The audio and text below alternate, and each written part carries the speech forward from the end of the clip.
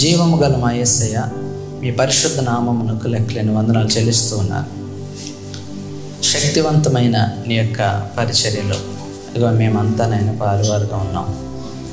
అయ్యా తండ్రి ప్రభు, నీ యొక్క శరీరంలోనూ నీ రక్తంలోనూ పాలు పంపులు పొందుచు నిత్యరాజ్య వారసత్వాన్ని సంపాదించుకోవడానికి మన విశ్వాసాన్ని ప్రభు నాయన సన్నిధిలో అయా నీ యొక్క నాయన ప్రభు సహవాసం ద్వారా అభివృద్ధి చేసుకుంటూ అయ్యా మమ్మల్ని మేము నీ రాజ్యం కొరకు సిద్ధపరచుకుంటున్నాం, సమాయత్తపరుచుకుంటున్నాం.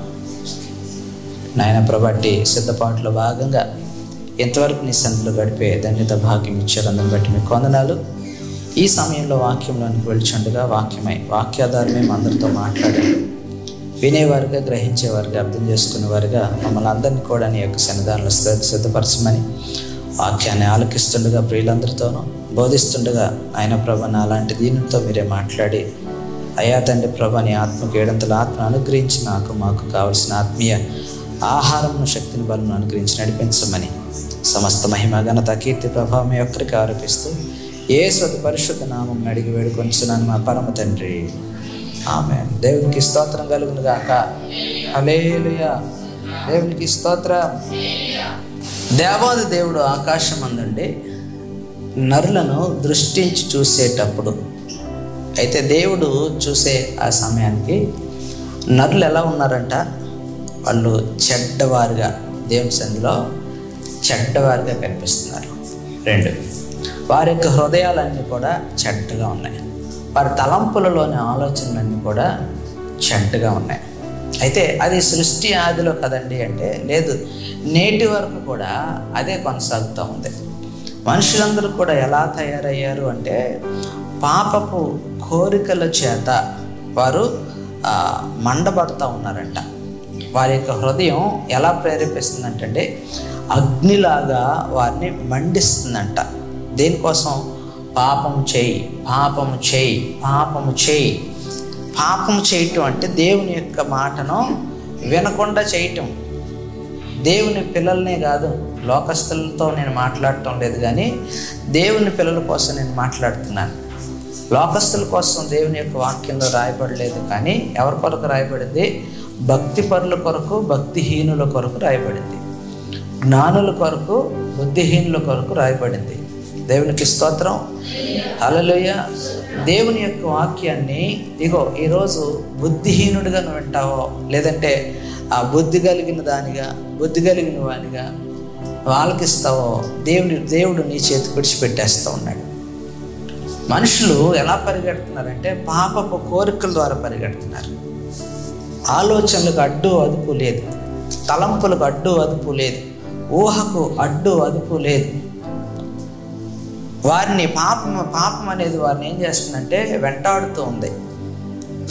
దేవుని వాక్యం చెప్తుంది కదా, పాపులు నిన్ను ప్రేరేపింపగా నువ్వు ఒప్పుకోవద్దు. కీర్తనాకారుడైన దావీదు కూడా ఇదే మాట హెచ్చరిస్తూ ఉన్నాడు. దుష్టుల ఆలోచన చొప్పున నువ్వు నడుచుకోవద్దు, అపహాసకులు కూర్చుండు చోట నువ్వు కూర్చోవద్దు. ఏమండి, పాపులు అలాగే ఉంటారు. నువ్వు అటువంటి వారి జోలికి నువ్వు వెళ్ళొద్దు. ఏం చేయాలి? దేవుని వాక్యాన్ని ఆధారం చేసుకొని జీవించడం నేర్చుకోవాలి. దేవుని యొక్క వాక్యం మీద మనం బేస్ అయ్యి బ్రతకడం నేర్చుకోవాలి. దేవుని యొక్క వాక్యాన్ని అనుసరించి నడుచుకోవటం మనం నేర్చుకోవాలి. ఎవరి జీవితాల్లో అయితే దేవుని యొక్క వాక్యం ఉండదో, ఎవరి జీవితాల్లో అయితే దేవుని వెంబడించాలనే కోరిక, తపన ఉండదో, వారిని పాపం వెంటాడుతుంది. పాపం వారిని అగ్నిలాగా మండిస్తుంది. వారిలో కొత్త కొత్త కోరికలు పుడతాయంట. ఏం కోరికలు ఉన్నాయి అంటే కామం, సుఖం, కోపం, అధికారం, అసూయ, క్రోధం, కక్ష, ఇలా అనేక రకాలైన పాప సంబంధమైనవన్నీ కూడా ప్రతి ఒక్క భక్తిపరుడు కూడా కలిగి ఉండే పరిస్థితిలోనికి దిగజారిపోతూ ఉన్నారంట. భక్తులే పడిపోతూ ఉన్నారు. దేవుడు సిద్ధపరుచుకున్న వారిని తీసుకొని వెళ్ళిపోతూ ఉన్నాడు. నిన్న కాక మొన్న ప్రకాష్ గంటెల గారు, ఆయన నాకు నిజంగా నచ్చిన సేవకులందరిలో కూడా ఆయన కూడా ఒకడు. నిజంగా చాలా మంచి తత్వవేత్త, ప్రొఫెసర్. ఆయన అంత మాత్రమే కాదు, ఆయనలో దేవుని యొక్క గుణలక్షణాలు అంటే త్వరగా కోప్పట్టు, ఎంత అవతల వాళ్ళు ఎంత రెచ్చగొట్టినా చాలా శాంతంగా ఆయన సమాధానం చెప్తాడు. ఆయన ప్రశ్నకు జవాబును దాటించేసిన సందర్భాలు నేను ఎప్పుడూ చూడలేదు, వినలేదు. సమర్థవంతంగా ఏ ప్రశ్ననైనా ఎదుర్కొనగలిగేవాడు. సమర్థవంతంగా ప్రతి డిబేట్లో కూడా ఆయన పాలుపంపులు పొందాడు. రక్షణ టీవీ ఛానల్లో ఆయన ప్రస్తావనలు నేను చూస్తూ ఉండేవాడిని. ఆయన కానీ, ప్రవీణ్ పగడాలు గారిని, మొండితోక సుధాకర్ గారు, వీళ్ళు ముగ్గురు కూడా, నెక్స్ట్ నవీన్ వడ్డే, వీళ్ళు నలుగురు, నెక్స్ట్ బిబు, ఐదుగురు, వీళ్ళు ఐదుగురు కూడా రక్షణ టీవీ ఛానల్లో క్రైస్తవ మాధ్యమం తరపున వాళ్ళు మత ఉన్మాదులతో పోరాడేవారు. మత ఉన్మాదులు రేపే అల్లర్లకు సమాధానం చెప్పేవారు. పనికి మాలిన వ్యర్థమైన ప్రశ్నలకు చాలా సూటిగా, తేటగా, అర్థవంతంగా, సామాన్యులకు కూడా అవగాహన కలిగించే విధంగా వాళ్ళు జవాబులు చెప్పారు. దేవునికి స్తోత్రం. అటువంటి వారిలో గంటెల ప్రకాష్ గారు కూడా ఒకరు. నిజంగా అటువంటి సేవకులు నిజంగా కోల్పోవడం క్రైస్తవ లోకానికి, క్రైస్తవ సమాజానికి మరొక గొంతుకు మోగపోయిందనే చెప్పుకోవచ్చు. చాలా గొంతులు ఉన్నాయి, రెచ్చగొంటే గొంతుకులు చాలా మంది ఉన్నారు. క్రైస్తవ సమాజాన్ని తప్పుదోవ నడిపించేవారు చాలామంది ఉన్నారు. క్రైస్తవ సమాజాన్ని ప్రార్థన వైపు కాకుండా, దేవుని వాక్యం వైపు కాకుండా వీళ్ళని అనుసరించేలాగా చేసుకునే నోరులు చాలామంది ఉన్నాయి, చాలామంది గొంతులు ఉన్నాయి. కానీ అటువంటి గొంతుల వల్ల క్రైస్తవ సమాజానికి ఒడిగింది ఏం లేదు. ఇంకా పైపెచ్చు హైందవులకు క్రైస్తవ్యం మీద ఇంకా అపార్థం అనేది పెరిగిపోయింది అలాంటి వాళ్ళ వల్ల. కానీ ఒక ప్రవీణ్ పగడాలు గారి వల్ల, ఒక ప్రకాష్ గంటెల గారి లాంటి సేవకుల వల్ల క్రైస్తవుల మీద, క్రైస్తవ నాయకుల మీద, క్రైస్తవ మిషనరీల మీద, క్రైస్తవ సంస్థల మీద ఒక గౌరవం ఇప్పటికైనా నిలబడింది అంటే నిజంగా వాళ్ళు చేసిన కృషి. దేవుడు అటువంటి వారందరినీ కూడా ఒక్కొక్కరిని తీసుకుని వెళ్ళిపోతుంటే నిజంగా నాలాంటి సేవకులకు చాలా భయము, ఆందోళన కలుగుతూ ఉంది. కానీ ఇది దేవుని యొక్క చిత్తంలో ఒక భాగం అని తెలిసినప్పుడు చాలా సంతోషం కలుగుతూ ఉంది. దేవునికి స్తోత్రం, హల్లెలూయ. కాబట్టి దేవుని ప్రియబిడ్డలారా, బుద్ధి నేర్పేవారు వెళ్ళిపోతూ ఉన్నప్పుడు, జ్ఞానాన్ని బోధించేవారు కనుమరుగైపోతూ ఉన్నప్పుడు, క్రైస్తవ సమాజం ఇలాంటి ఒక మంచి మంచి సేవకుల్ని, బోధకుల్ని, ప్రసంగికుల్ని, జ్ఞానుల్ని కోల్పోతున్నప్పుడు మనకు కలుగుతున్న బాధ, మనకు కలుగుతున్న విచారం భౌతికంగా వెళ్ళిపోయారని కాదు, నైతికంగా క్రైస్తవ్యానికి ఒక వెన్నెముక అనేది బలహీనమైపోతుందని. ఈ క్రమంగా మనం వెళ్తూ చూస్తూ ఉంటే ఏమవుతుందంటే వాక్యం అనేది రాబోయే రోజుల్లో అందకుండా వెళ్ళిపోతుంది. అంతే. వాక్యం అందకుండా పోవటం అంటే బైబిల్ని కాల్ చేస్తారా, బైబిల్ లేకుండా చేసేస్తారంటే అది కాదు. బైబిల్ ప్రతి ఒక్కరి చేతుల్లో ఉంటుంది కదా. ఎంతమంది చదువుతున్నారు?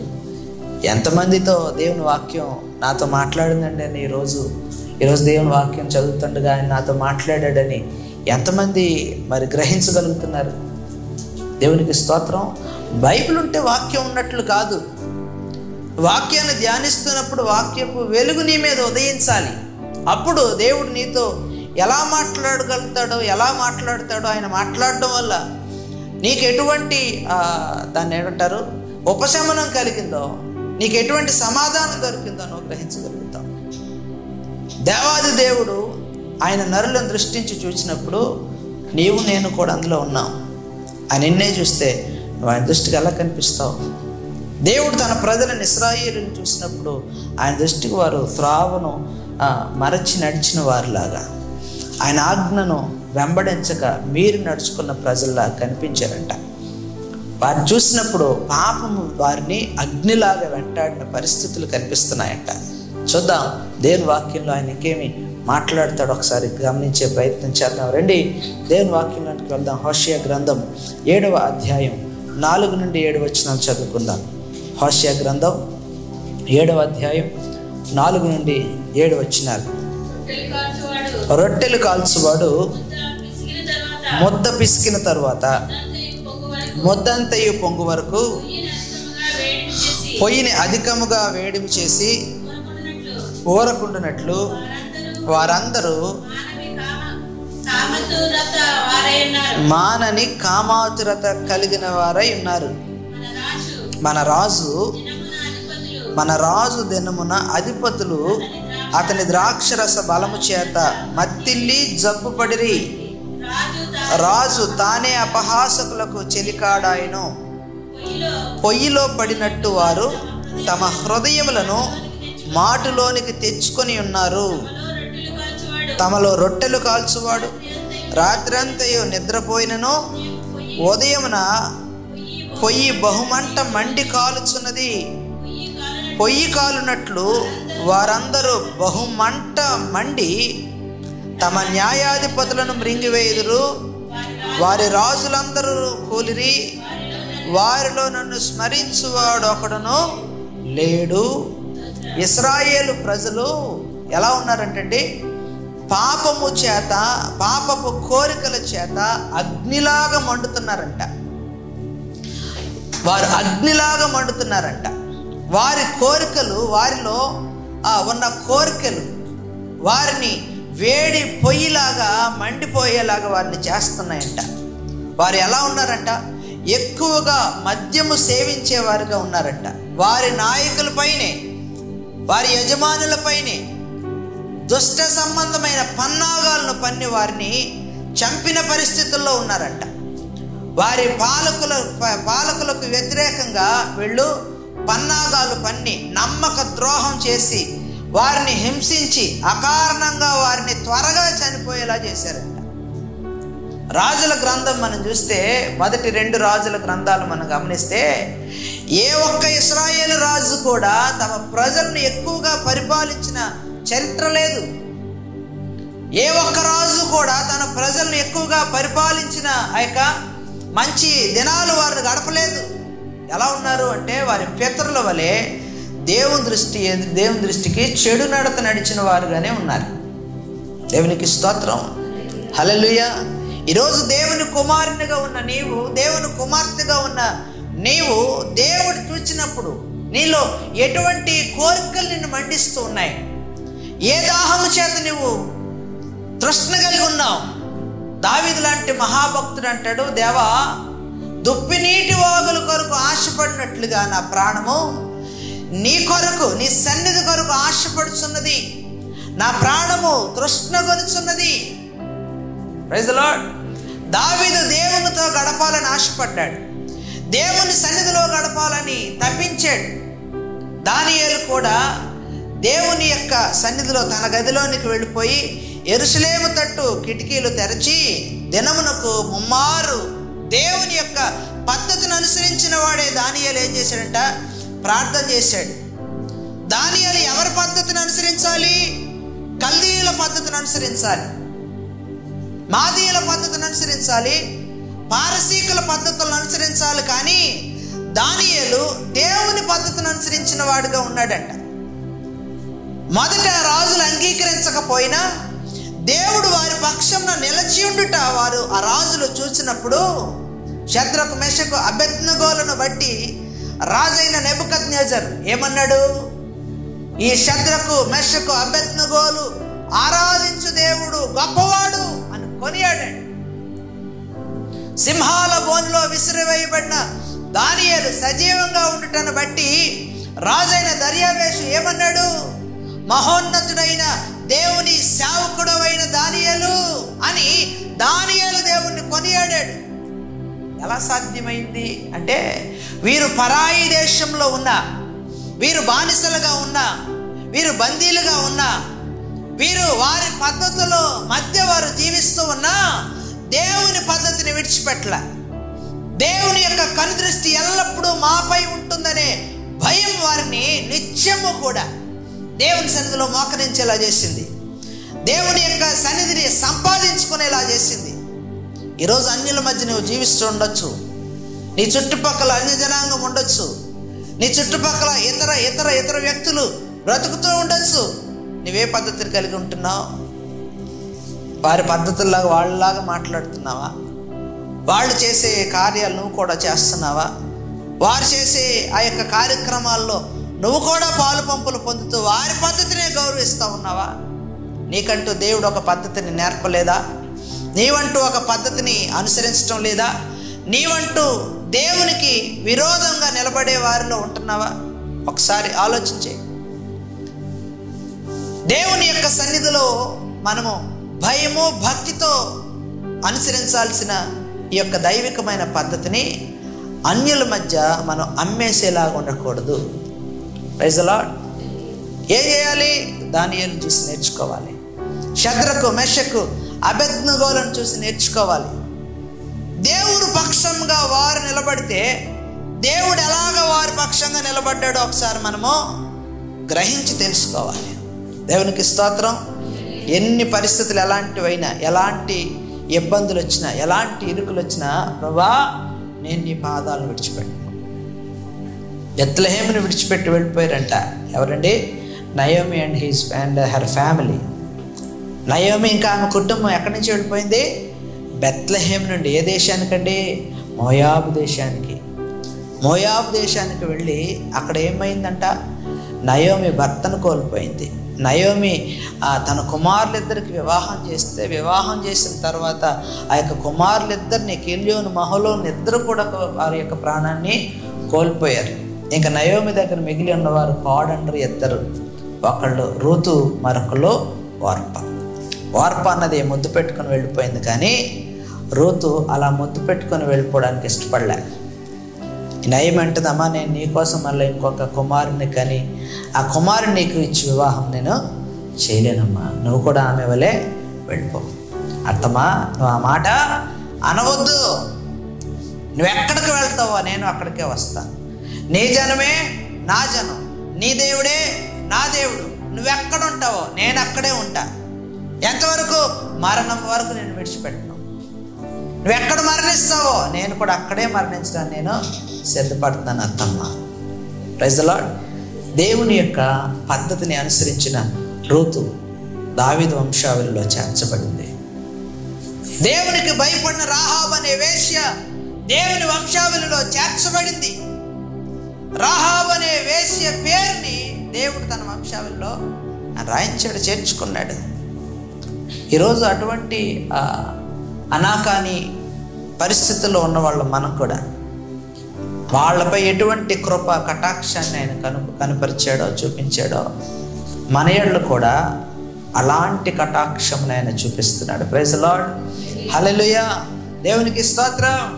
ఎందరైతే దేవుని పద్ధతిని అనుసరించి నడుచుకోవడానికి ఈరోజు మీ యొక్క హృదయములను సిద్ధపరచుకుంటున్నారో, మిమ్మల్ని కూడా దేవుడు ఆయన వంశావళిలో చేర్చునుగాక. దేవునికి స్తోత్రం. హల్లెలూయా. దేవుని యొక్క కృపయు సమాధానం సదాకాలం మీకు తోడుగా ఉండదు. దేవుడు వారికి ఏ విధంగా తోడుగా ఉన్నాడు? నా దేవుడు వారిని ఏ విధంగా హెచ్చించాడు? నా దేవుడు ఏ విధంగా వారిని కనపరిచాడు? నా దేవుడు ఏ విధంగా వారిని వర్ధిల్లింపజేశాడో, వారికి ఒక ఉన్నతమైన స్థానాన్ని ఇచ్చాడు. అట్టి స్థానాన్ని ఇదిగో మనందరికీ కూడా దేవుడు అనుగ్రహిస్తాడు. Praise the Lord. హల్లెలూయా. దేవునికి స్తోత్రం. అలా అనుగ్రహించాలి అంటే మనము పాపం వెంటాడుతున్నట్లు పాపం వెంట మనం పరిగెత్తకూడదు. యోసేపుకి పొతీఫరు భార్య వెంటాడిందంట. చూడండి, మాట చదువుదాం. ఆదికాండము 34వ అధ్యాయం అనుకుంటున్నా, ఒకసారి చూద్దామా? ఆదికాండం 39వ అధ్యాయం అండి. ఆదికాండం 39వ అధ్యాయం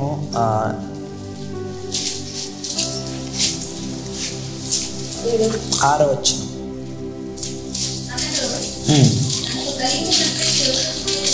అతడు తనకు కలిగినదంతా యోసేపు చేతికి అప్పగించి తాను ఆహారము తినట తప్ప తనకేమి ఉన్నదో ఏమి లేదో విచారించేవాడు కాడు. యోసేపు రూపవంతుడును సుందరుడునై ఉన్నాడు. అటు తర్వాత అతని యజమానుని భార్య యోసేపు మీద కన్ను వేసి తనతో శయనించుమని చెప్పెను. అయితే అతడు ఒప్పక, నా యజమానుడు తనకు కలిగినదంతయు నా చేతికి అప్పగించెను కదా, నా వశమున తన ఇంటిలో ఏమి ఉన్నదో అతడు ఎరుగుడు. తన ఇంటిలో నాకంటే పైవాడు ఎవడునూ లేడు. నీవు అతని భార్య అయినందున నిన్ను తప్ప మరి దేనిని నాకు అప్పగింపకుండా లేదు. కాబట్టి నేనెట్లు ఇంత ఘోరమైన దుష్కార్యము చేసి దేవునికి విరోధముగా పాపము కట్టుకొందునని తన యజమానుని భార్యతో నేను.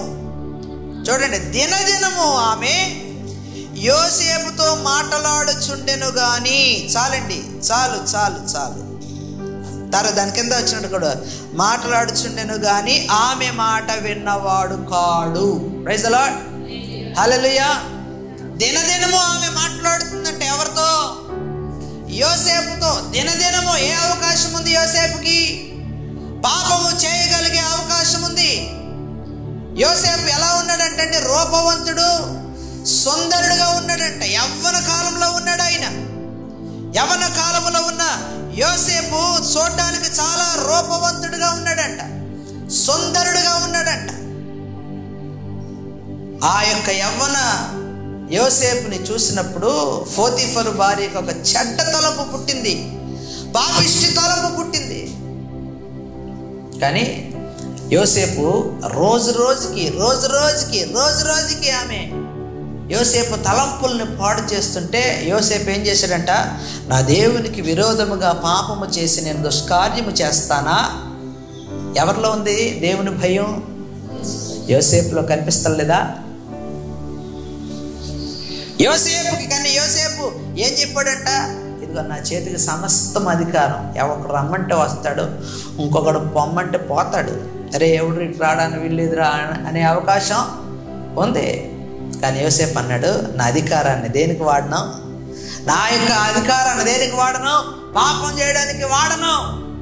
దేవుడు నాకు ఇచ్చిన ఆధిక్యతను పాపము చేసి పాడు చేసుకోను. దేవుడు నాకు ఇచ్చిన ఈ యొక్క ఘనతను నేను పాడు చేసుకోను. అలా కనుక వెళ్తే నా దేవునికి విరోధంగా నేను నడుచుకున్నట్లే. నేను దేవునికి విరోధిగా ఉండి ఏం సాధిస్తాను? అర్థమైందా? దేవునికి విరోధిగా ఉండి నువ్వేం సాధిస్తావు? దేవునికి విరోధంగా పాపం చేసి ఏం సంపాదించుకుంటావు? దేవునికి విరోధంగా నిలబడి దేన్ని జయిస్తావు? దేవునికి విరోధంగా నిలబడి దేన్ని సంపాదించుకోగలుగుతావు? నథింగ్. దేవునికి విరోధిగా అయిన వాడికి ఏముండవు, పొట్టగత్తులే ఉండవు. దేవునికి విరోధంగా నేను దుష్కారం చేసి ఏ విధంగా పాపాన్ని మూటగట్టుకుంటాను? అవునండి, ఒకరోజు కాదంట, 2 రోజులు కాదంట, ప్రతిరోజు ఆమెలో పుట్టిన యొక్క పాపము మంట, పాపము చేత ఆమె మండించబడుతుందంట. పాపము చేయాలని మండిస్తూ ఉందంట. పాపము చేత ప్రేరేపించబడుతుందంట. ఎలాగైనా పాపం చేయాలి. కానీ నీతిమంతుడైన యోసేపు ఆ యొక్క పాపం నుండి ఏమవ్వగలిగాడు? తాను కాపాడుకోగలిగాడు. ప్రతిరోజు ఆమె మాట్లాడుతుందంట. కానీ యోసేపు అంట ఆమె మాట వినేవాడు కాదంట, పట్టించుకునేవాడు కాదంట. తన పనేదో తాను చేసుకుంటూ వెళ్ళిపోయాడు. దేవునికి స్తోత్రం, హల్లెలూయా. కానీ దావీదు దగ్గరికి వచ్చేటప్పటికి దావీదులో కూడా ఏ మంట పుట్టిందంటే పాపపు మంట పుట్టింది.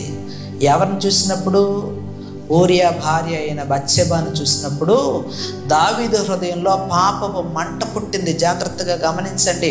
ఇక్కడ పోతీఫరు ఇంటి మీద యోసేపు అధికారి, ఇక్కడ దేవుడిచ్చిన ఆ యొక్క దేశం మీద రాజైన దావీదు అధికారి.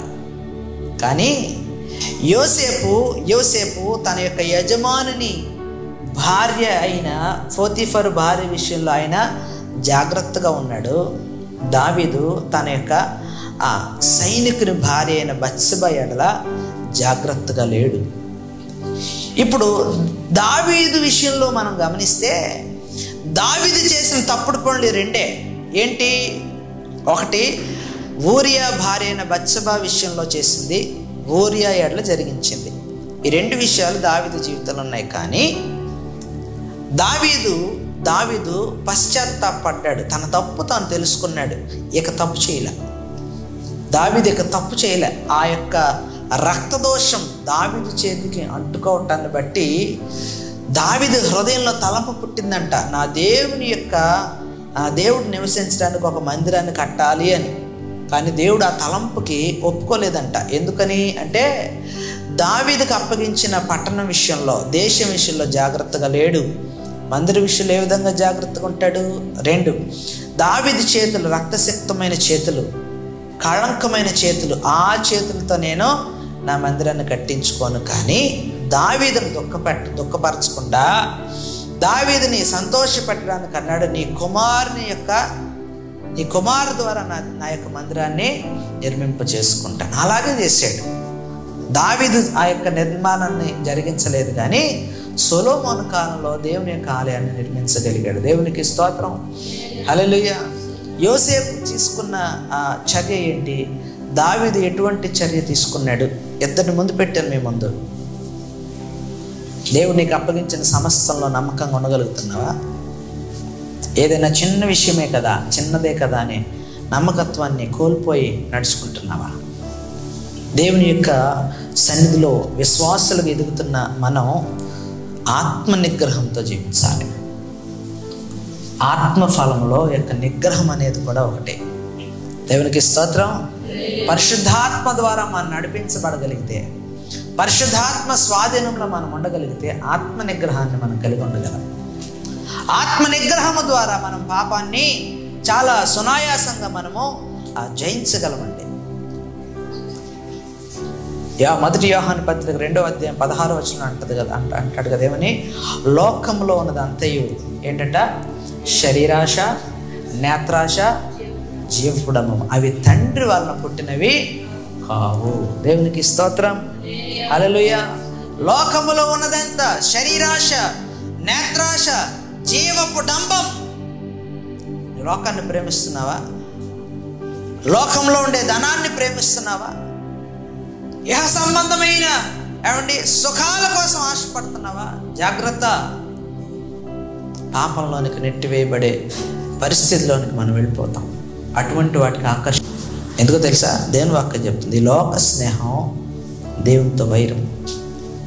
యోసేపు అదే విషయాన్ని జ్ఞాపకం చేసుకున్నాడు. నేను ఎలాగ నా దేవునికి విరోధంగా నేను పాపం చేసి దుష్కార్యము చేసి పాపం నేను మూట కట్టుకుంటాను. నేను నా దేవునికి విరోధిని ఎలాగ అవ్వగలుగుతాను? నేను అమ్మను. నా దేవునికి నేను విరోధిగా ఉండడానికి కాదు నేను ప్రత్యేకించబడింది. నా దేవునికి విరోధంగా ఉండడానికి కాదు నేను ఈ విధంగా ఈ స్థలంలో ఉన్నది.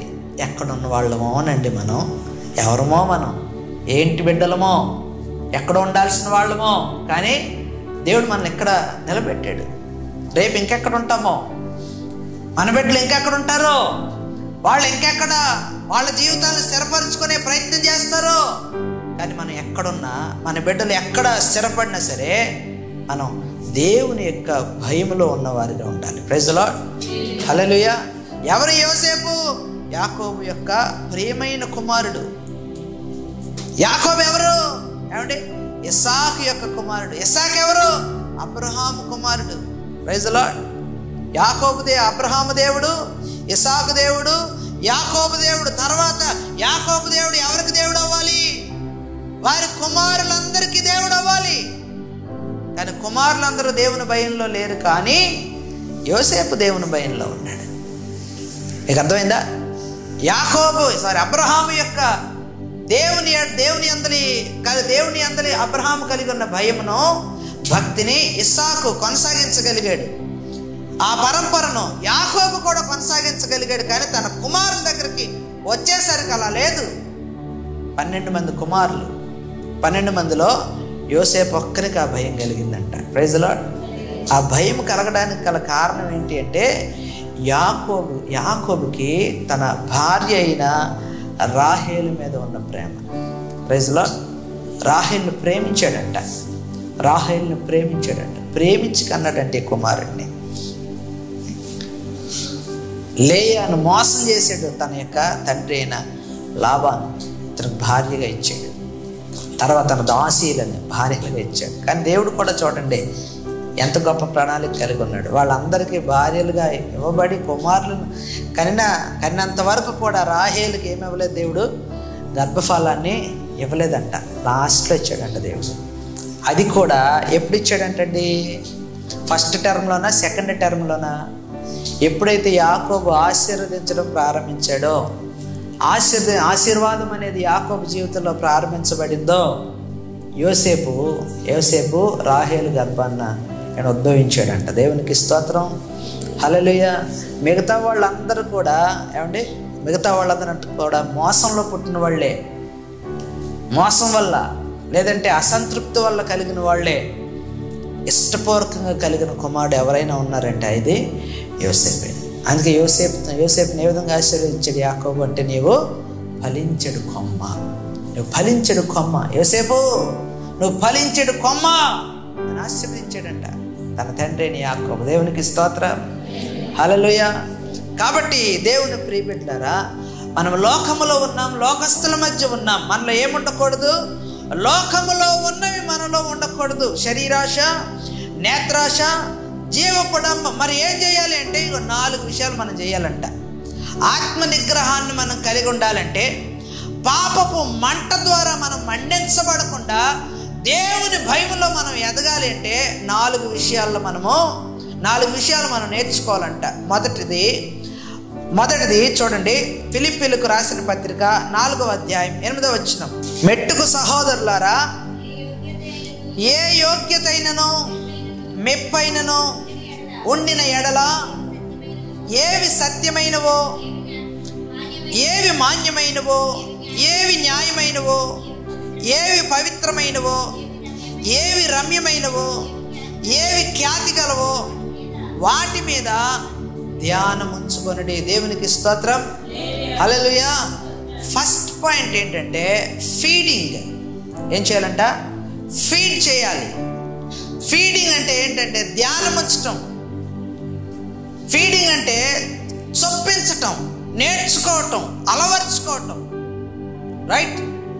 ఇక్కడ అంటాడు చూడండి, దేని వలన ఏది యోగ్యతో, ఏది మెప్పో. మెట్టుకు సహోదరులారా, ఏ యోగ్యతైనను మెప్పైనను ఉండిన ఎడల. దేవుని ఎదుట యోగ్యత ఏదైనా, మెప్పనేది ఒకవేళ ఉంటే పలానా వ్యక్తి వల్ల లేదా పలానా కార్యాల వల్ల ఇదిగో నీకు మెప్పు, ఇదిగో నీకు ఘనత, ఇదిగో నీకు యోగ్యత అనేది ఒకవేళ దేవుని యొక్క డిక్షనరీలో ఉంటే, ఇక్కడ అదే అంటాడు అపోస్తలుడైన పౌలు, ఏవి మాన్యమైనవో, ఏవి న్యాయమైనవో, ఏవి పవిత్రమైనవో, ఏవి రమ్యమైనవో, ఏవి ఖ్యాతి గలవో, ఏవి సత్యమైనవో వాటి మీద మీరు ధ్యానం ఉంచుకొనండి. దేవునికి స్తోత్రం, హల్లెలూయా.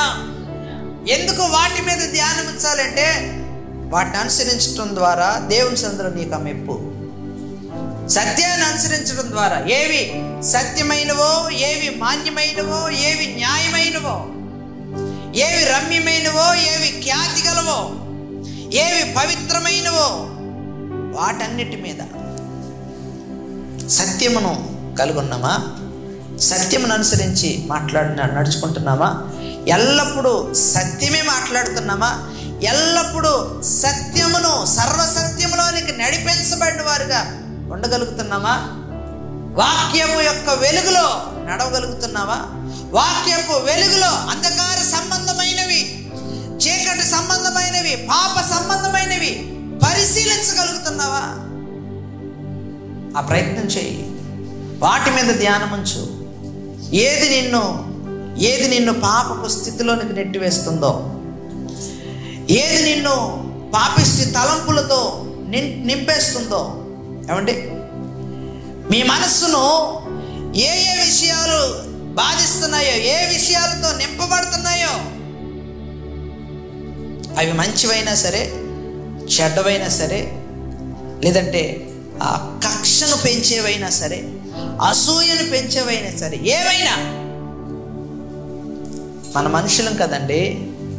అపవాది మనల్ని ఎలా వాడుకుంటాడు అంటే, మన యొక్క వ్యక్తిత్వంలో, మన యొక్క వ్యక్తిత్వంలో, మన యొక్క ఆలోచనలు, లేదంటే మనం చిన్ననాటి నుండి పెరిగిన వాతావరణాన్ని బట్టి కానీ, లేదా మన మనస్తత్వాన్ని బట్టి కానీ వాడు అదే చూస్తాడు.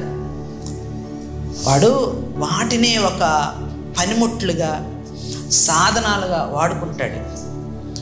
వాటిని టార్గెట్ చేస్తూ నిన్నేం చేస్తాడు తెలుసండి?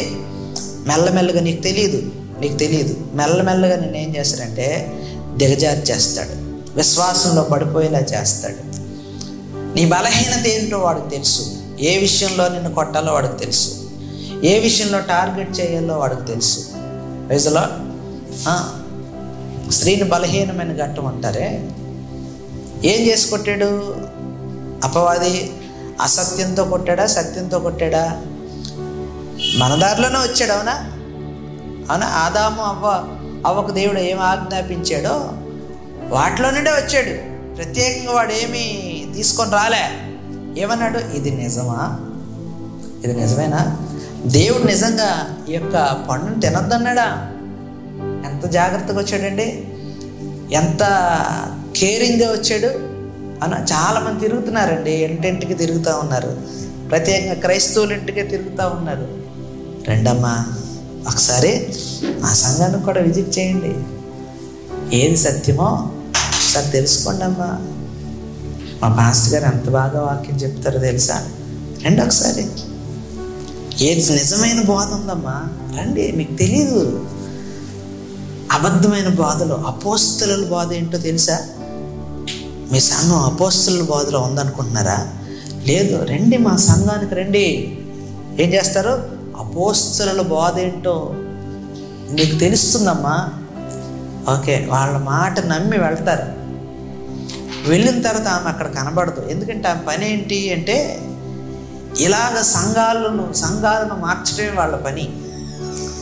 వెళ్ళే వాళ్ళకి బుద్ధి ఉండాలి. అవునా? వెళ్ళే వాళ్ళకి బుద్ధి ఉండాలి. ఏమంటే ఏ బోధ లేదన్నాడు పౌలు? ఏ బోధ లేదన్నాడు? దేవుని యొద్ద నుండి వచ్చిన బోధ తప్ప ఈ భూమి కింద మరి ఇంకే కొత్త బోధ లేదు. Praise the lord. మన అపోస్తలుల బోధన పేరెట్టుకో, పెంతెకోస్తు బోధన పేరు పెట్టుకో, ఇంకో బోధన పేరెట్టుకో, ఇంకో ప్రాఫెసీ అని పెట్టుకో, ఏ బోధన పెట్టుకో. ఏమండి, చాలామంది బోధల్లో ఆశీర్వాదమే ఉంటుంది, చాలామంది బోధల్లో విశ్వాసం అనే ఉంటుంది, చాలామంది బోధల్లో పరిశుద్ధాత్మనే ఉంటుంది, చాలామంది బోధల్లో దీవెననే ఉంటుంది, చాలామంది బోధల్లో విస్తరించండి మీరు ఫలించడనే ఉంటుంది. అంటే ఇవన్నీ కూడా ఎవరి బోధలు అంటే దేవుని వాక్యం నుండి వచ్చిన బోధలే. కానీ అపవాది ఏ బోధన వాడుకుంటాడు? వాడు కూడా వాడుకునేది ఈ బోధే. దాన్నే కలిపి చేర్పడి బోధ అంటారు. Praise the lord. ఏది సత్యమో మొదట నువ్వు తెలుసుకోవాలి. సత్యం తెలుసుకోవాలంటే ఏమంటే వాక్యాన్ని ముందు మనం చదవాలి, ముందు మనము అన్వేషించాలి, ముందు మనము ధ్యానించాలి, ముందు వాక్యపు లోతేంటో ప్రభా నాకు అవగాహన వచ్చేలాగా నాతో మాట్లాడు ప్రభా అని ముందు మనము దేవుని యొక్క సన్నిధానముతో మన యొక్క మనస్సు నింపుకోవాలి. అప్పుడు ఏవి రావు? ఎవరు రారు? ఎవరు మనల్ని పాడు చేయరు? ఎవరు మన మనస్సులను త్రిప్పివేయలేరు అంటే బయట వాళ్ళు ఎవరు తిప్పేయలేరు. ఎందుకంటే నీ మనసు నిండి ఎవరుంటారు? దేవుని యొక్క పరిశుద్ధాత్మ. Praise the lord. పరిశుద్ధాత్మ అనే వరం పొందుకుంటామంట. ఎప్పుడు? మారు మనస్సు పాపక్షమాపణ పొంది బాప్తిస్మం పొందినప్పుడు నీలో ఏ వరం కలుగుతుంది? పరిశుద్ధాత్మ అనే వరం మీరు పొందుకుంటారు. ఒకవేళ పాపక్షమాపణ మారు మనసు ద్వారా బాప్తిస్మం పొందుకున్న తర్వాత పరిశుద్ధాత్మను నమ్మకపోతే నీ పరిస్థితి ఏంటి?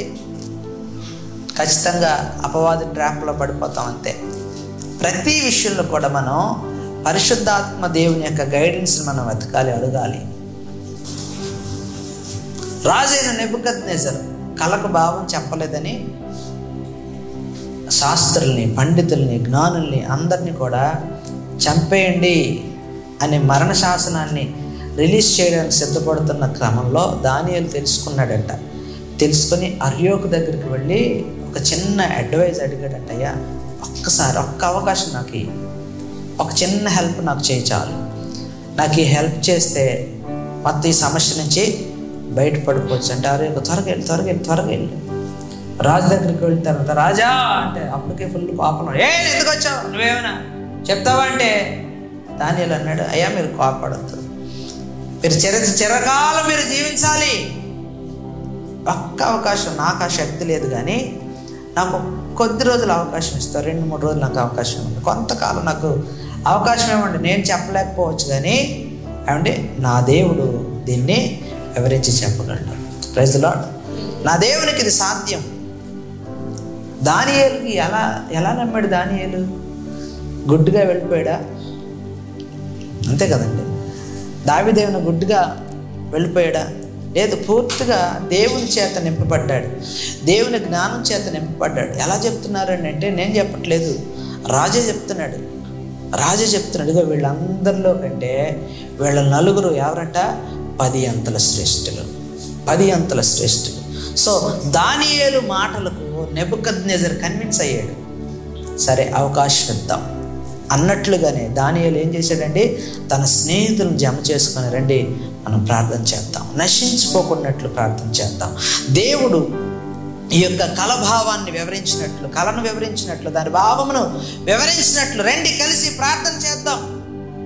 దేవుడు వివరించినప్పుడు దానియేలు దాన్ని ప్రస్తావించినప్పుడు నెబుకద్నెజర్కు దానియేలు దేవుని కొనియాడాడు. నెబుకద్నెజర్ దానియేలును బట్టి దానియేలు ఆరాధించే దేవుడు పరిశుద్ధుడని, మహోన్నతుడని, ఆయన తప్ప వేరొక దేవుడు ఈ భూమి మీద లేడని, ఆయనే ఆరాధనకు యోగ్యుడని ప్రస్తావించగలిగాడు, పొగిడి కొనియాడగలిగాడు రాజైన నెబుకద్నెజర్.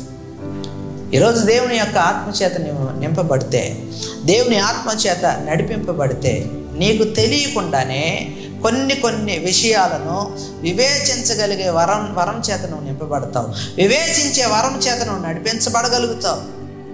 ఇది కూడా దేవుని యొక్క పరిశుద్ధాత్మ కృపా వరములలో ఒకటి. Praise the lord. కాబట్టి మనము దేంతో నింపుకోవాలంటే దేవుని యొద్ద మెప్పు తెచ్చేది ఏదైనా, దేవుని యొద్ద నిలబెట్టే యోగ్యత ఎలాంటిదైనా దాన్ని విడిచిపెట్టుకోకూడదు. అది ఎలా సంపాదించుకోవాలా అని మనము వీటి మీద ధ్యానం ఉంచగలిగితే దాన్ని సంపాదించగలుగుతామంట. సత్యమైన వాటి మీద, అలాగే మాన్యమైన వాటి మీద, న్యాయమైన వాటి మీద, పవిత్రమైన వాటి మీద, రమ్యమైన వాటి మీద, ఖ్యాతి గల వాటి మీద మనము ధ్యానం ఉంచాలి. సత్యమేంటో మనకు తెలుసు, సర్వసత్యంలోనికి నడిపించబడ్డాము కాబట్టి మాన్యమైనవేంటి చెప్పండి? మాన్యమైనవేంటి? న్యాయమైనవేంటి? రమ్యమైనవేంటి? ఖ్యాతి గలవేంటి? ఇవన్నీ కూడా దేవుని యొక్క ఆత్మ ద్వారా నడిపించబడినప్పుడు ఇదిగో మనకు వచ్చే బిరుదులు ఇవన్నీ. దానియేలుకి లేదంటే యోసేపుకి ఏమండి ఎవరిచ్చారంట? అన్యరాజులు కొనియాడారంట. ఇప్పుడు దేవుని దగ్గర మెప్పు ఎవరు సంపాదించుకున్నారు? ఎవరికి వచ్చిందండి మెప్పు? చెప్పండి. దానియేలుకి, షద్రకు, మెషకు, అబేద్నెగోలకి మెప్పు వచ్చిందా లేదా? ఆ శాస్త్రులు, పండితులు అందరూ శకునాలు చూసేవాళ్ళు ఉన్నారు, దాన్ని ఇంకేమంటారు, కాలాలు, సమయాలు లెక్కించే వాళ్ళు ఉన్నారు, తత్వవేత్తలు ఉన్నారు. వీళ్ళందరి ముందు ఎవరి పేరు తెచ్చుకున్నారు? దానియేలు, షద్రకు, మెషకు, అబేద్నెగోలే కదా. ఎలా సాధ్యమైంది అంటే వాళ్ళు దేవుని పద్ధతిని అనుసరించి నడుచుకున్నారు. దేవుని మనసు నిండా దేవుని కార్యాలు, మనసు నిండా దేవుని యొక్క సత్యమైన రమ్యమైన విషయాలన్నీ కూడా వాళ్ళు మనసు నిండా నింపుకున్నారంట. దేవునికి స్తోత్రం. రెండోది ఆలోచించేవారిగా ఉండాలి. ఏం ఆలోచించాలి చూడండి. గలతీలకు రాసిన పత్రిక 5వ అధ్యాయం 16వ వచనం ఒకసారి చదువుదామా? గలతీలకు రాసిన పత్రిక 5వ అధ్యాయం 16వ వచనం. నేను చెప్పినది ఏమనగా ఆత్మానుసారంగా నడుచుకుని అప్పుడు శరీరేచ్ఛలు నెరవేర్చరు. శరీరమును ఆత్మకును, ఆత్మ శరీరమునకును విరోధముగా అపేక్షించును. అవి ఒకదానికొకటి వ్యతిరేకముగా ఉన్నవి గనుక మీరేవి చేయ నిశ్చయింతురో వాటిని చేయకుందురు. మీరు ఆత్మచేత నడిపించబడిన ఎడల ధర్మశాస్త్రములకు లోనైన వారు కారు. దేవునికి స్తోత్రం. హల్లెలూయా. మనము ఎటువంటి ఆలోచనలతో నింపబడి ఉండాలి అంటే తప్పుడు ఆలోచనలతో కాదు, వ్యర్థమైన ఆలోచనలతో కాదు. ఎందుకు అంటే ఆత్మకి శరీరానికి ఏంటంట వ్యతిరేకం. ఆత్మానుసారంగా నడుచుకోమంటున్నాడు. అప్పుడు శరీర ఇచ్చను నెరవేర్చలేరు. శరీర ఇచ్చను నెరవేర్చేవారు వేటిని కలిగి ఉంటారు అంటే శరీర సంబంధమైన విషయాల మీదే, వ్యర్థమైన ఆలోచనల మీదే, వ్యర్థమైన తలంపుల మీదే, అనవసరమైన వాటి మీదే ధ్యానం ఉంచుతారు. శరీర కోరికలను, శరీర ఇచ్చలను నెరవేర్చుకోవడానికి ముందుకు వస్తారు. అవునా? అది చేసేయాలి, ఇది చేసేయాలి, ఇది కొనేయాలి, అది కొనేయాలి, మంచి కార్లు కొనుక్కోవాలి, పెద్ద బిల్డింగులు కట్టుకోవాలి, మంచి బైకులు కొనుక్కోవాలి, విలువైన నగలు పెట్టుకోవాలి, మంచి ఇది చేయాలి, అది చేయాలి. ఇవన్నీ కూడా శరీర ఇచ్చలు. ప్రభా, నేను ఎలా ఉంటే నీకు ఇష్టం? అవునా? ఎస్తేరు రాణిగా ఎన్నుకోబడిందంట. మనం చెప్పుకున్నాం కదా. ఎలా ఎన్నుకోబడింది ఆమె అంటే మిగతా వాళ్ళు ఎన్నిక చేయబడలేదు, ఎస్తేరు ఒక్కతే ఎన్నిక చేయబడింది. దానికి కారణం ఏంటంట? మిగతా వాళ్ళందరూ కూడా హేగే నిర్ణయించిన అలంకారము తప్ప రాజు దగ్గరికి వెళ్ళే ముందు ఇంకా నాకు ఎక్స్ట్రా గ్యాడ్జెట్స్ కావాలి, ఎక్స్ట్రా అలంకారం నాకు కావాలి, సరిపోదు, ఎలా వెళ్ళమంటావేంటి అని వారికి నచ్చినట్లుగా వాళ్ళు అలంకరించుకొని వెళ్ళారు. అందుకు చేత వాళ్ళు రాణిగా ఎన్నిక చేయబడలేదంట. కానీ ఎస్తేరు అట్లా కాదు. హేగే ఏదైతే నిర్ణయించాడో, హేగే ఎలాగైతే తయారవ్వమన్నాడు, హేగే ఎలా అయితే ఉండాలన్నాడో, రాజుకి ఏది ఇష్టమో, రాజుకి ఏది ఇష్టం ఉండదో అన్నీ కూడా తెలిసిన హేగే ఏదైతే నిర్ణయించాడో దానికి లోబడి వెళ్ళగలిగింది ఎస్తేరు. అహష్వేరోషు రాజుకి భార్యగా, రాణిగా ఆమె 120 సంస్థానాల మీద రాణిగా ఆమె నియమించబడిందంట. దేవునికి స్తోత్రం. ఎలా వచ్చింది ఆమెకి ఆధిక్యత? దేవునికి స్తోత్రం. దేవుని యొక్క ఆత్మ నిర్ణయము చొప్పున మనము, ఆత్మ నియమము చొప్పున మనం నడుచుకోవాలి. శరీరము పాప నియమం అనుసరించి నడుస్తుంది. శరీరము పాప నియమాన్ని బట్టి ప్రవర్తిస్తుంది. శరీరము పాపపు ఆలోచన ద్వారా నడిపిస్తుంది. మనము శరీర నియమాలు కాదు, పాప నియమాలు కాదు, ఆత్మ నియమాలు కలిగి ఉండడానికి మనము నేర్చుకోవాలి. మనం వేటి కోసం ఆలోచించాలి అంటే వాటి స్థానంలో మంచి విషయాలు ఆలోచించడానికి మనం ప్రయత్నం చేయాలి. మంచి నిర్ణయాలు తీసుకోవడానికి మనము ప్రయత్నం చేయాలి. మంచి దైవికమైన ఆలోచనలు, దైవికమైన తలంపులు, దైవికమైన నిర్ణయాలు మనం తీసుకోగలిగిన వారమై ఉండాలి. శరీరాన్ని అనుసరించి నడుచుకుంటే, శారీరక ఇబ్బందులను చూసి, శారీరక శ్రమలను చూసి, శారీరక సంబంధమైన పరిస్థితులను బట్టి మనము నిలబడ్డాం అనుకోండి, దేవుని యొక్క నీతిని మనము నెరవేర్చలేని వారుగానే ఉంటాం. తప్పుడు నిర్ణయాలు తీసుకుంటాం, తప్పుడు ఆలోచనలతో ఉంటాం. అది రాత్రి మాట్లాడుకున్నాం కదా. ఇస్కారియోతు యోధ ఏం చేశాడంటే అకల్దమా అనే ఒక స్థలాన్ని కొనుక్కున్నాడంట. ఏంటి ఆ స్థలం? ఏమంటే యేసుక్రీస్తుని అమ్మివేసిన డబ్బుతో వచ్చిన స్థలం అది. వాడు అక్కడే పాతి పెట్టబడ్డాడంట. ఊరేసుకుంటే ఎలాగంటే వాడు బండి మీద పడితే నడుము ఇరిగిపోయిందంట. 2 ముక్కలు అయిపోతే పేగులు బయటకు వచ్చేసినాయి అంట. యోధ అంత ఘోరమైన మరణాన్ని చూడడానికి గల కారణం ఏంటో తెలుసా?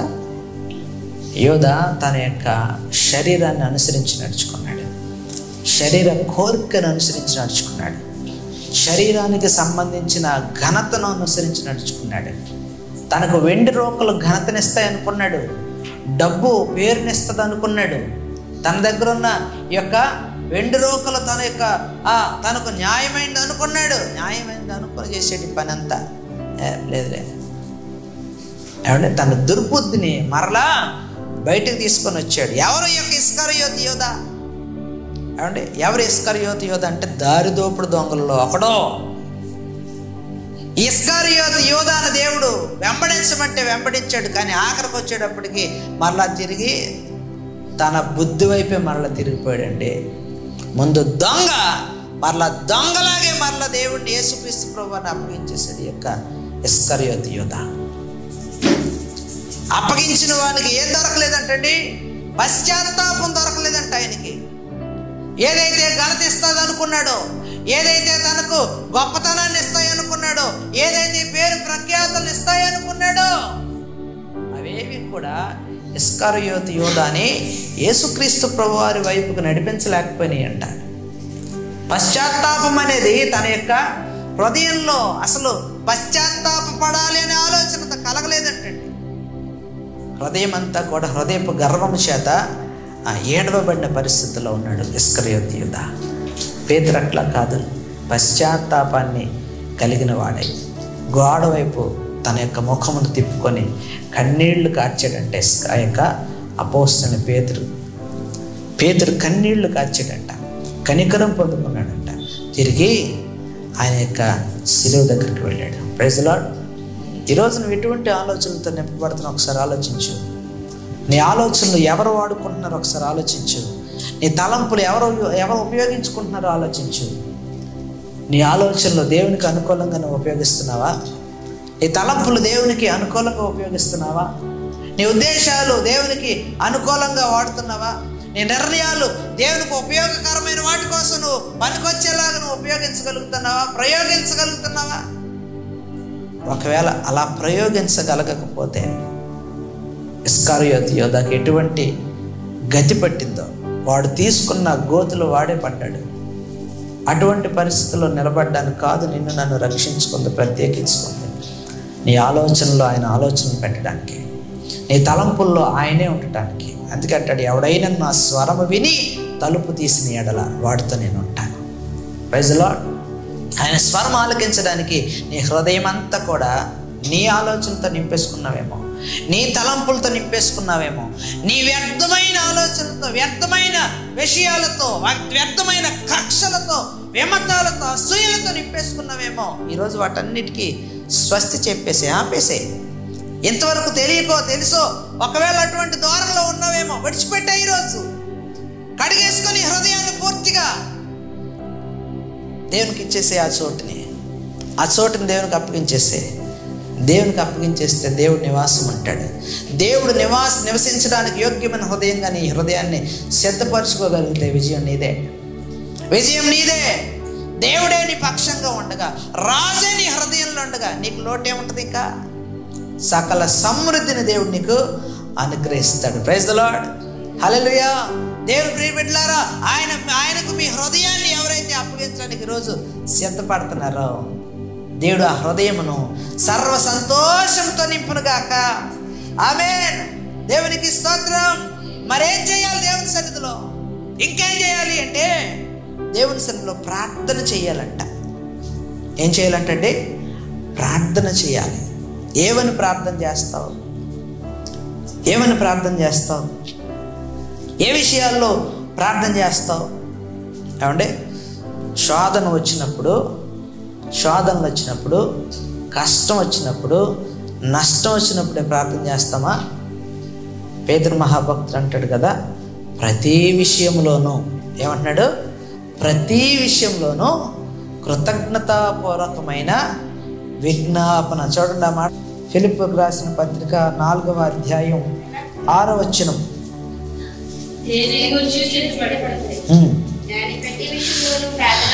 దేనిని గూర్చి చింతపడకుడు గాని ప్రతి విషయంలోనూ ప్రార్థన విజ్ఞాపనముల చేత కృతజ్ఞతాపూర్వకమైన విన్నపములు దేవునికి తెలియచేయటప్పుడు సమస్త జ్ఞానములకు మించిన దేవుని సమాధానం యేసుక్రీస్తు వలన మీ హృదయములకును మీ తలంపులకును కావలి ఉండును. దేవునికి స్తోత్రం. ప్రతి విషయంలోనూ దేవుని సన్నిధిలో కృతజ్ఞతాపూర్వకమైన విజ్ఞాపన ప్రార్థన చేయాలంట. 4 పాడాలంటండి. మొదటిదేంటి? నింపుకోవాలంట. మొదటిదేంటి? ఫీడ్, నింపుకోవాలి. రెండోది థింక్, ఆలోచించాలి. దేనికోసం? మంచి విషయాల కోసం. 3 ప్రే, ప్రార్థన చేయాలి. 4 సింగ్, పాడాలి. ఏం చేయాలి? పాడాలంట. దావీదు దేవునికి ఎలా దగ్గర అయ్యాడు? పాటల ద్వారా దగ్గర అయ్యాడు. దేవునికి స్తోత్రం. అదిగా మనం పాడుతాం, దావీదు వలెనే నాట్యమాడి దేవా నిన్ను స్తోత్రింతును, దావీదు వలెనే నాట్యమాడి దేవా నిన్ను స్తోత్రింతును. యేసయ్యా స్తోత్రము, యేసయ్యా స్తోత్రము,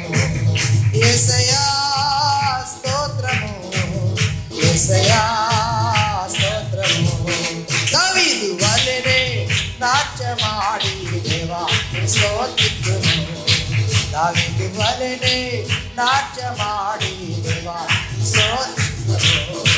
కష్టము కలిగిన అవే కష్టము కలిగిన దేవా స్తోత్రము. యేసయ్యా యేసయ్యా స్తోత్రము. యేసయ్యా స్తోత్రము. యేసయ్యా స్తోత్రము. యేసయ్యా స్తోత్రము. దావీదు వలెనే నాట్యమాడి దేవా స్తోత్రము.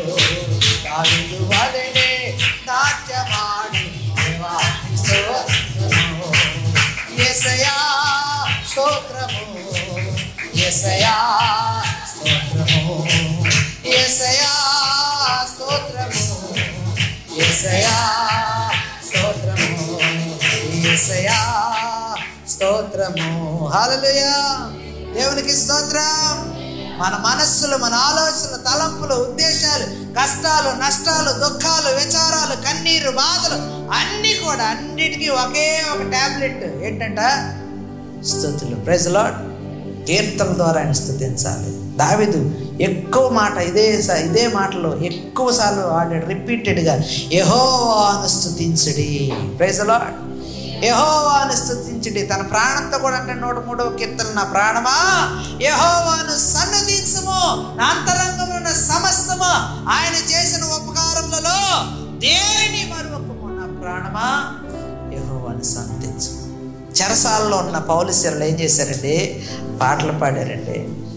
పాటలు పాడారు. సంఘము చెరసాలలో ఉన్నప్పుడు పాటలతో స్తుతించారంట, గాన ప్రతిగానములు చేశారంట.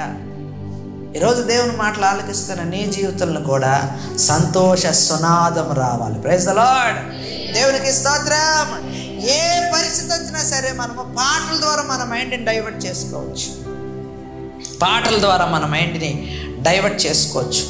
పాటల ద్వారా మన దేవుని యొక్క సన్నిధికి మన హృదయాన్ని తీసుకొని రావాలి. నేను ఎప్పుడైనా కోపపడి మా భార్య గారిని ఏమైనా అనేసాను అనుకోండి, ఆవిడ వెంటనే పాటలు ఎత్తేద్ది. పాట పాడుతున్నావు, నాకు ఇంకా కోపం వచ్చేస్తుంది. నేను ఎంత కోపపడుతున్నాను, పాట పాడుతున్నావా? ఏమంటే నేను ఎంత కేకలేస్తున్నావు, పాట పాడుతావా? నాకు ఇంకా కోపం ఇలా పళ్ళు కొరికి కొరికి కొరికి పక్కెళ్ళిపోవడం తప్ప సాతాను తరుముకుండా పారిపోతాడంట కదా, అలాగే పారిపోతాడు. దేవునికి స్తోత్రం. హల్లెలూయా. అంతే. అవతలోళ్ళు కామ్గా ఉండాలంటే ఏం చేయాలా? పాటలు పాడేసుకోవడం. ఆయన దేవునికి స్తోత్రం. హల్లెలూయా. మన మనసు కలిసివేయబడుతుందా? తలంపులతో, ఉద్దేశాలతో మన మనసు పాడైపోతున్నప్పుడు పాట పాడేసుకోవడమే. ఏమంటే మనం ఎక్కడికైనా వెళ్తున్నప్పుడు ఏమంటే పాట పాడుకుంటూ వెళ్ళిపోవడమే. ఏదైనా పని చేసుకుంటున్నప్పుడు పాట పాడుతూ పని చేసేసుకోవడమే. ఏమంటే ఎవరు ఇప్పుడంటే స్టీమర్లు, మోటార్స్ వచ్చేసాయి. కానీ ఒకప్పుడు ఆ యొక్క నీటిలో వెళ్ళాలంటే ఏం చేయాలి? తెప్పతో అటు ఇటు తోసుకుంటూ వెళ్ళడమే.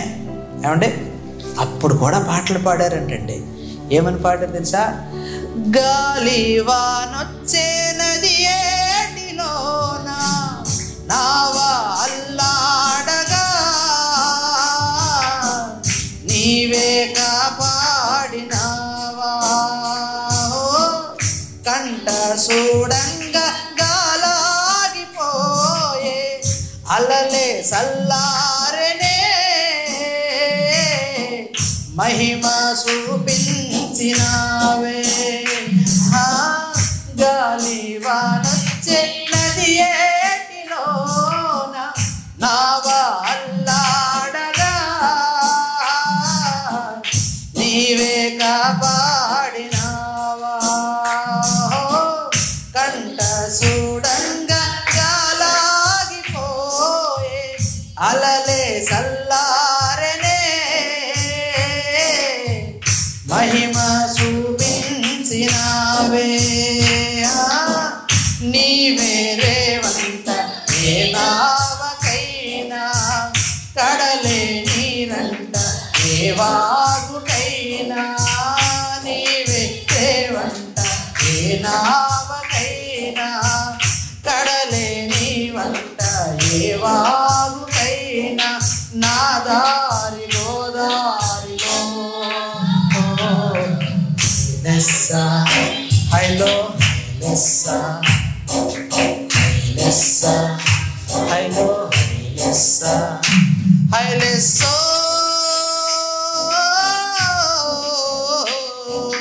హైలెస్సా హైలెస్సో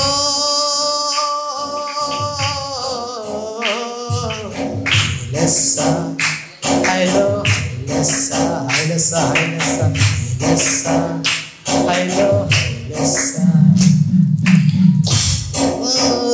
యేసో ఎంత వరాల మనసో నీది చిత్రాలుగా ఎన్నానయ్యావూసో ప్రభువా హైలెస్సా మనసో హైలెస్సా ప్రభువా హైలెస్సా మనసు హైలెస్సా. హల్లెలూయా, దేవునికి స్తోత్రం. ఇలాగే ఎంత దూరం అన్నీ వెళ్ళిపోయేవారంటండి. ఎవరు? నావికులు. Praise the lord. మన నాయకుడు ఎవరు? నువ్వు నావికుడు అయితే నాయకుడు ఎవరు? ఇప్పుడు నావికులందరూ ఏమనాలి? ఇప్పుడు హైలెస్సా అన్నాడే. హైలో హైలెస్సా హైలెస్సా హైలెస్సా హైలెస్సా హైలో. నాయకుడు ఏమంటాడు? ఇంకొంచెం ముందుకు వచ్చేసాం, ఇంకా పదండి. హైలెస్సా హైలో హైలెస్సా హైలెస్సా హైలెస్సా హైలెస్సో హైలెస్సా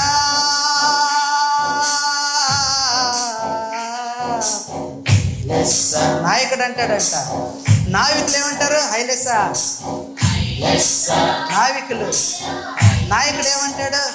హైలెస్సో. మీరు హైలెస్సా హైలెస్సో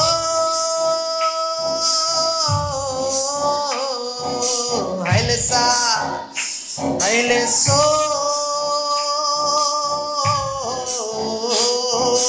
హైలెస్సా.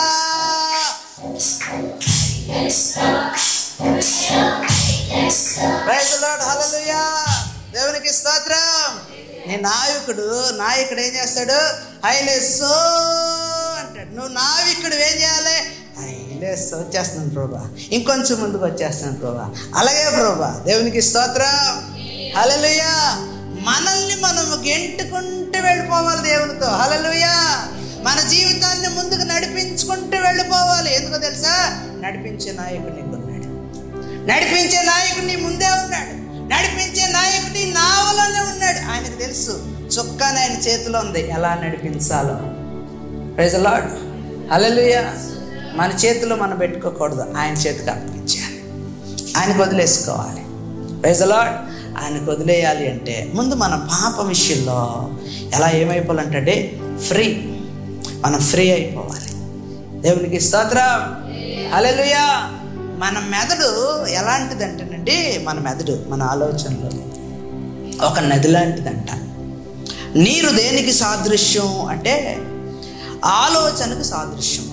ఏమండి, మన యొక్క మెదడు అనేది ఒక నీటి కాలుగా ప్రవహిస్తే నీరు ఎటుపోతుంది? ఎటు లోతుగా ఉంటే అటువైపు వెళ్ళిపోతుంది. అవునా? మన ఆలోచనలు పాపముతో ఉంటే మన యొక్క నీరు ఎటు వెళ్ళిపోతుంది అంటే పాపం వైపుకి వెళ్ళిపోతుంది. ఇంకా అలా వదిలిపెట్టేస్తామా? లేదు. దానికి ఏం చేయాలంటే అడ్డుకట్ట వేయాలి. మన తలంపులకు అడ్డుకట్ట వేయాలి. మన పాపపు ఆలోచనలకు అడ్డుకట్ట వేయాలి. వేయకపోతే ఆ లోతు మరింత పెరిగిపోతుంది. ఎలాగో తెలుసండి?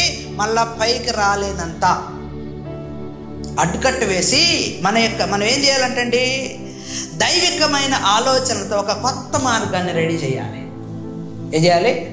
ఒక కొత్త మార్గాన్ని సిద్ధపరచాలి. అటు వెళ్ళిపోకూడదు నీళ్ళు, అటు వెళ్ళిపోకూడదు మన ఆలోచనలు, అటు వెళ్ళిపోకూడదు మన తలంపులు.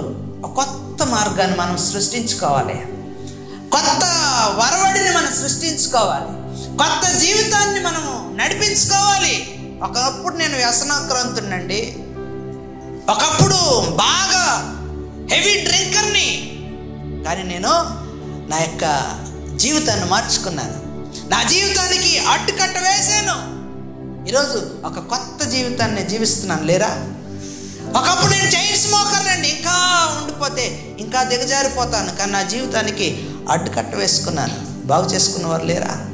ఒకప్పుడు నేను భయంకరమైన వ్యభిచారినండి, కానీ నా జీవితానికి అడ్డుకట్ట వేసుకున్నాను. ఒక కొత్త మార్గాన్ని నేనే సృజించుకోగలిగాను.